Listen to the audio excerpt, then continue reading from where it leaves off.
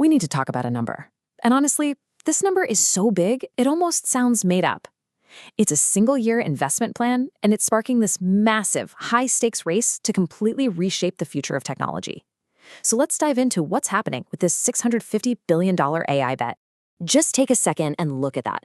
$650 billion? That's how much just 4 companies plan to spend on AI infrastructure in a single year. We're talking about Google, Amazon, Microsoft, and Meta. And get this isn't some 10-year grand plan. Nope, this is their combined budget for 2026 alone. It's kind of nuts. Now, what's really wild is when you try to put this into perspective, that's $650 billion, right? Spent in 1 year is more than the entire inflation-adjusted cost of building the U.S. interstate highway system, a project that took decades. And it's nearly 2.5 times the cost of the entire Apollo program that put us on the moon. The sheer scale of this ambition is just, wow. But here's where the story gets really weird. You'd think, okay, this historic level of investment, all this growth, Wall Street must be loving it, right? Cheering from the rooftops? Well, we're seeing the exact opposite. And that's the central paradox we're going to unpack right now. I mean, by any normal measure, the businesses at the heart of this AI boom are absolutely on fire. Google Cloud's growth isn't just strong, it's actually accelerating to a staggering 48%. At the same time, Amazon Web Services is posting its fastest growth in 3 years. These are the kinds of incredible numbers that any company would kill for. And yet, right after they reported all this fantastic news, both companies saw their stock prices drop. A lot. Google fell 6%, and Amazon just plunged 11%. So what on earth is going on here? Why are the markets punishing what looks like incredible success? The people running these companies, they are not backing down one bit. Amazon CEO Andy Jassy is basically doubling down. He's telling investors, look, this is a once-in-a-generation thing, and we are going to spend whatever it takes to win. So the conviction from the inside is crystal clear. But for some reason, the market's confidence is just crumbling. Which brings us right to the core question of all of this. You've got historic spending, explosive growth, and leaders who are all in. So why are the people who actually own the stocks so nervous? Well, the answer comes down to this fundamental conflict over how a company should be using its money. And that brings us to the central battle here, CapEx versus buybacks.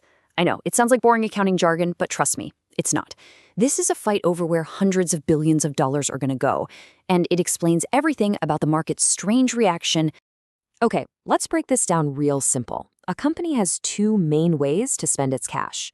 On one hand, you've got capital expenditures, or CapEx. That's all about investing in the future, building stuff, funding R&D, all with the hope of getting big returns later on. On the other hand, you have stock buybacks. That's about using cash to reward shareholders right now by buying back stock and making the shares that are left more valuable. So here's the crucial point. For years, investors got really used to these tech giants just funneling cash back to them through buybacks. But now, that fire hose of cash is being pointed somewhere else, at building AI infrastructure. As one person on X put it so perfectly, investors remembered that doing CapEx means you can't spend money on buybacks and decided they don't like it. Plain and simple, they'd rather have the cash today than bet on some future payoff. But why is this bet so enormous that it requires turning off that buyback machine? Well, this isn't just about making cloud servers faster or building a better chatbot. The real reason for this insane spending spree is something way more transformative. It's a fundamental change in how software itself works, and it's being called the Agentic Shift. So what in the world is an AI agent? Forget simple commands. We are talking about autonomous programs that can understand a really complex goal, figure out the steps to get there, and then actually do those steps across a bunch of different apps. You should really think of it as an AI coworker that can do real, serious work for you.